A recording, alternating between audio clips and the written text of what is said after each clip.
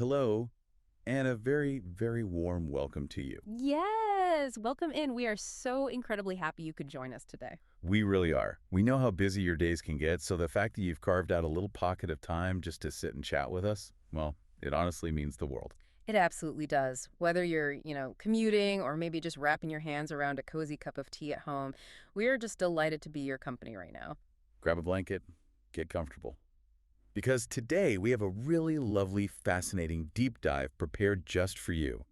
We're going to be talking about a car that is, well, it's basically taking Europe by storm right now. Oh, completely. It's the highly anticipated 2026 Peugeot 208, and more specifically, we really want to focus on its all-electric superstar sibling, the e-208. It's such a buzzy little car, or, well, a super mini, depending on what part of the world you're driving in. But the hype around it is just massive right now. It really is. Yeah. And, we want to give you the absolute best, most honest picture of what this car is actually like.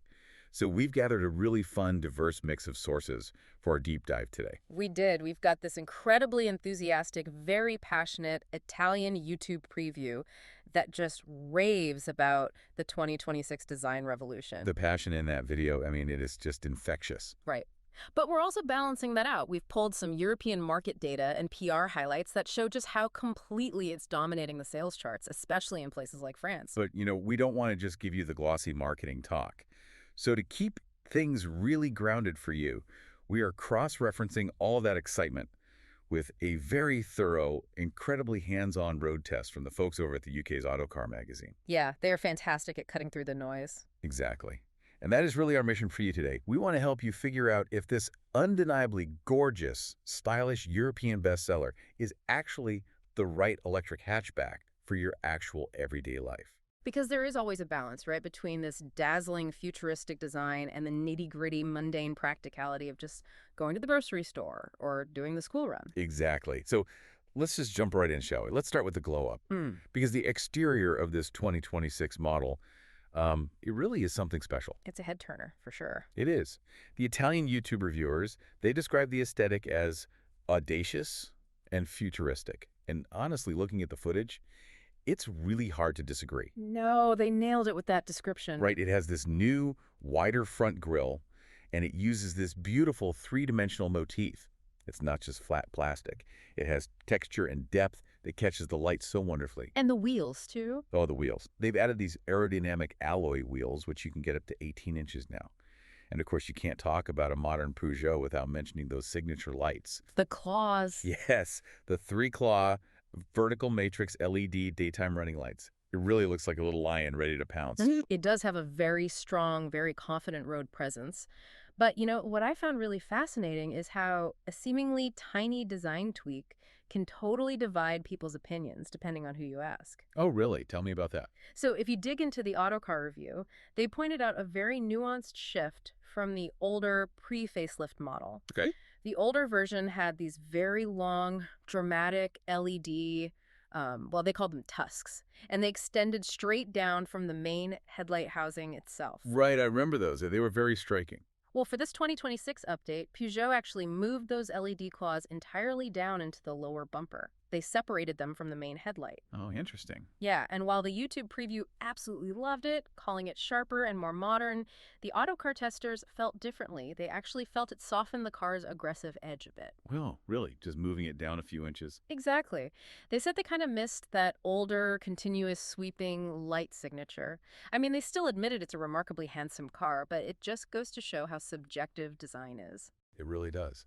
But, as lovely as the outside is, the exterior is really just the appetizer here. Oh, yes. The cabin is where the real story starts. Yes. Because stepping inside this car, yeah, it's quite an experience. The material upgrades are just gorgeous. It honestly feels like a space that was designed for a much larger, much more expensive premium vehicle. It really does. You've got these soft touch materials draped across the dashboard, really elegant satin aluminum inserts. And if you go for the higher trims, there's this lovely Alcantara upholstery. Very plush, very French. Very. And right in the center, there is this massive 12-inch high-definition infotainment screen. It's got wireless Apple CarPlay, wireless Android Auto, all the connectivity you could ever want. And there was a big but here. Yes. The elephant in the room, I should say the spaceship in the room. Yeah. The iCockpit. The iCockpit. Oh, boy. So those who haven't seen it, right in front of the driver, there is a 10-inch 3D digital instrument cluster. But the real kicker is the steering wheel. It is unusually small, and it's almost, well, it's shaped like a square circle. It really is. It feels like you're grabbing the controls of a high-end go-kart. Or a fighter jet. And the marketing materials, they pitch this as the absolute height of premium ergonomic innovation. But let's be real here. Yeah, we have to offer a gentle reality check for you listening at home, because this layout, it is what reviewers universally call a Marmite feature. Meaning you either absolutely love it or you deeply, deeply hate it.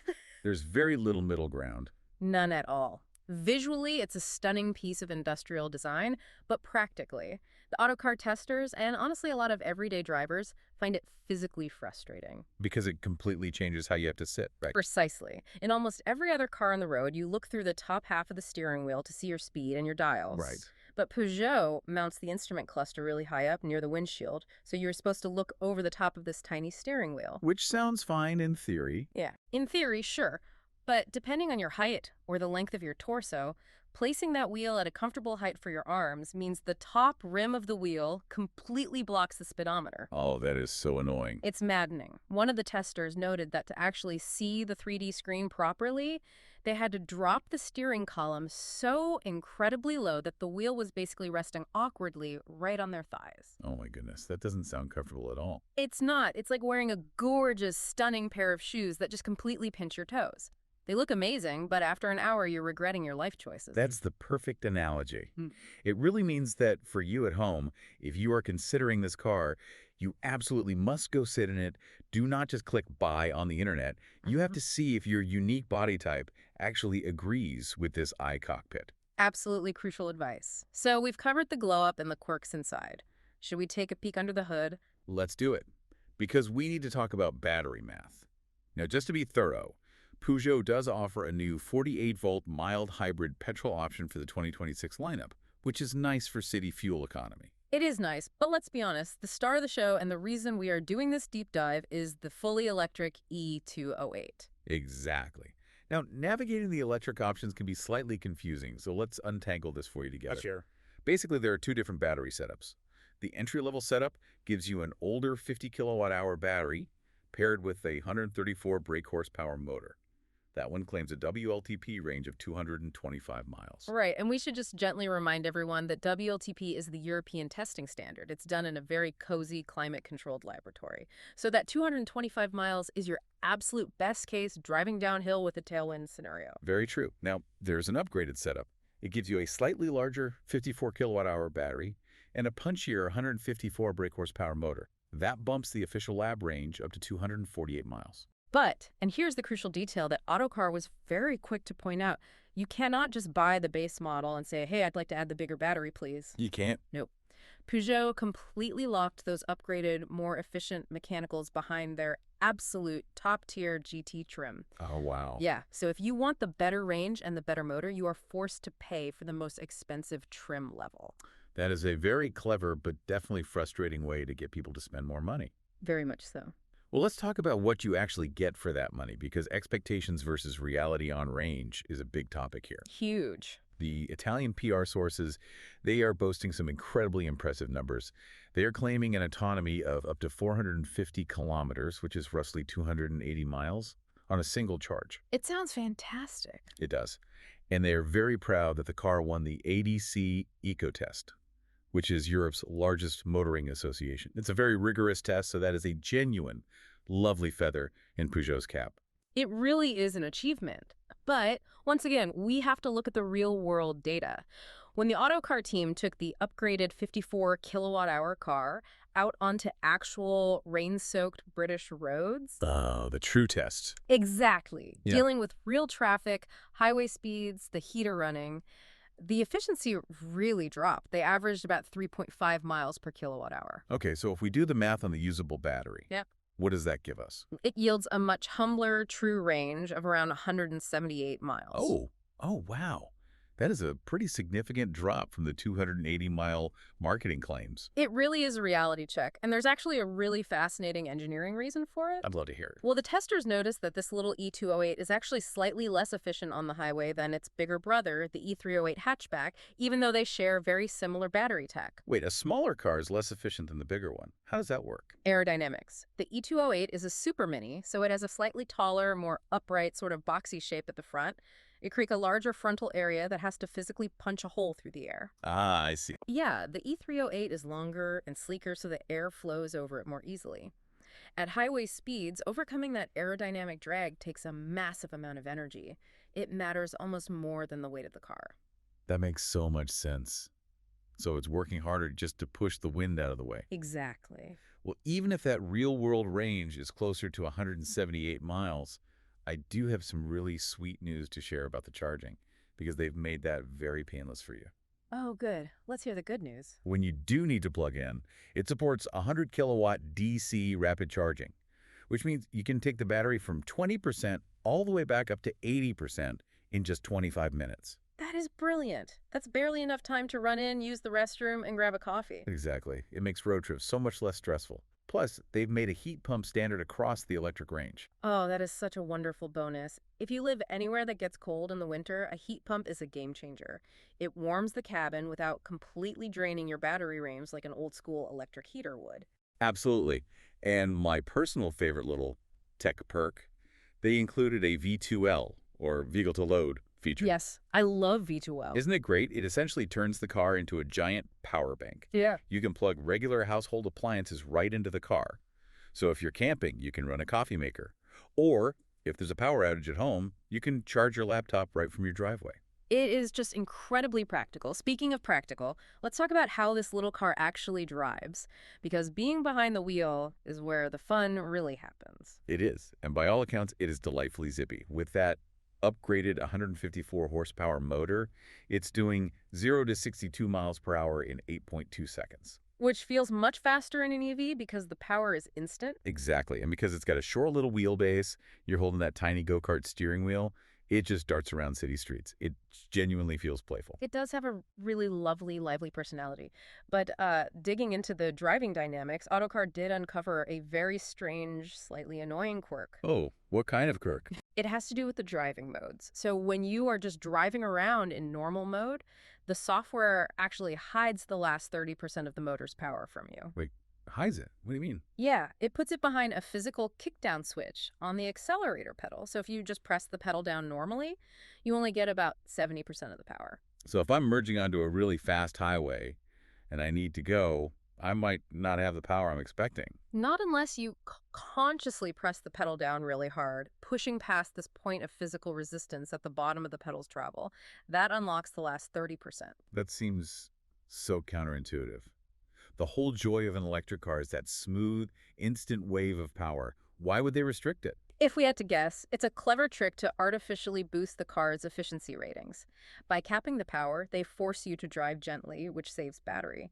You can put it in sport mode to get all the power instantly, but having it hidden in the default mode is just a bit odd. It is a bit odd. And what about the braking? Do you get that true EV one-pedal driving? No. They kept it very simple. You get a standard D mode for normal coasting, and a B mode for slightly stronger regenerative braking. But it won't bring the car to a complete stop without you pressing the brake pedal. You know, I actually don't mind that. For someone switching from a gas car for the very first time, it keeps everything feeling really familiar and comforting. That's a very fair point. Now, one thing that is universally praised is the ride comfort, specifically the acoustic refinement. For a small Super Mini, it is wonderfully quiet. They put a lot of work into the sound insulation, making it a really serene place to sit on the motorway. The quietness is lovely, but we do need to warn you about the actual suspension comfort because it is heavily dependent on which trim level you choose. Oh, right. Because of the GT trim. Yes, the top GT trim gets a specially stiffened, sporty suspension, and it sits on larger wheels with these very grippy Michelin Primacy 4 tires. Which sounds great for taking corners on a country road. And it is. It grips tenaciously. But in the city, where this car is actually going to spend 90% of its life, that stiffer suspension can feel really brittle. It thumps and clanks over urban potholes and speed bumps. Ouch. That gets old really fast on a daily commute. It really does. Interestingly, Autocar found that the mid-tier Allure trim is actually the sweet spot. It has softer suspension, smaller wheels, and it absorbs the bumps so much better. It just flows down the road. Wow. So sometimes saving a little money actually gets you a much more comfortable daily driver. Exactly. More money does not always equal more comfort. That is such a great tip for you listening at home. Yeah. Now, regarding practicality for daily life, Peugeot is aiming this at young urbanites, maybe people in their 20s to 40s or small families. Yeah. But we have to remind you, it is still a small car. The rear seat space is very tight indeed. If you have tall teenagers, they are not going to be happy back there on a long trip. No, they are not. And the boot, or trunk, is about 310 liters. It's decent for groceries, but there is one thing missing that is kind of a bummer. There's no false floor. Oh, that is a pet peeve of mine in electric cars. Right, without a false floor, you have nowhere to neatly tuck away your muddy, heavy charging cables. So they just end up sliding around in the main trunk area, getting tangled up in your groceries or your gym bag. It's a small detail, but it really impacts your daily joy with the car. It does. So let's bring it all together for the bottom line. Let's talk about the cost and the competition out there. The elephant in the room? The price tag? Yes, it is an expensive Super Mini. Entry models are starting around 31,600 British pounds, which is roughly 36,000 euros. And if you want that fully loaded GT trim to get the bigger battery, you're pushing dangerously close to 40,000 pounds. Which is a huge amount of money for a small hatchback. Yeah. But there is a silver lining here, and it explains why it's still selling so incredibly well. I'm all ears. First, the everyday running costs are wonderfully low. It's using about 15 to 16 kilowatt hours per 100 kilometers. But the real magic is in the tax incentives and the financing. The loopholes. Exactly. For business users in the UK, for example, there is a tiny 2% benefit-in-kind tax rate. It makes leasing this car through a company virtually irresistible. And for private buyers, Peugeot is offering some highly attractive PCP leasing deals to keep those monthly payments somewhat manageable. Okay, so the monthly payments make it stomachable. Yeah. But if you have that kind of budget, what else should you be looking at? Who are the big rivals? Oh, you absolutely have to look at the whole picture. For significantly less money, you could buy the MG4. The MG4 is brilliant. It really is. Unlike the Peugeot, the MG4 is built on a dedicated electric platform. It offers way more room inside, it has a longer real-world range, and it's arguably more fun to drive because it's rear-wheel drive. But it doesn't have that French design flair, does it? No, it definitely doesn't feel as premium inside. Okay, what if I want the Peugeot's tech, but I absolutely cannot stand that tiny steering wheel? Then you walk over to the Vauxhall dealership, or Opel, depending on where you live, and look at the Corsa Electric. Under the skin, it is mechanically identical to the e-208. Same battery, same motor. But inside, it has a completely normal, traditional driving position. Normal steering wheel, normal dials, and it's usually cheaper. That is so fascinating. It really highlights that choosing the Peugeot is an emotional choice. Yeah. You are paying for that gorgeous aesthetic. 100%. So, to warmly wrap all of this up for you today, the 2026 Peugeot e-208 is undeniably gorgeous. It feels premium, it's zippy in the city, and it has some lovely tech perks. Yes. But please, please, please, you absolutely must go sit in it first. Adjust the steering wheel. See if that controversial iCockpit works for your body type. Because if you can't see the speedometer comfortably, that premium feel will turn into frustration so fast. I could not agree more. And, looking at this car really leaves me with a lingering question to ponder. Oh, I love your lingering questions. What are you thinking? Well, as our cars increasingly start to resemble giant rolling smartphones with these dazzling 3D screens and avant-garde designs, are we starting to prioritize digital dazzle over basic ergonomic safety? I mean, if a driver has to compromise their seating position or awkwardly rest a steering wheel in their lap just to comfortably read their own speed, have we gone too far? Where is the line between a beautiful interface and just plain functional design? Wow. That is such a thoughtful, provocative note to end on. It really makes you evaluate what we prioritize when we buy these modern machines. Doesn't it just? Well, dear listener, that brings us to the end of our deep dive today.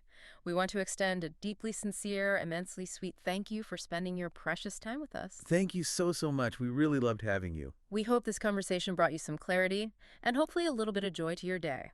We wish you a truly wonderful rest of your day. Take beautiful care of yourself, and we will talk to you again very soon.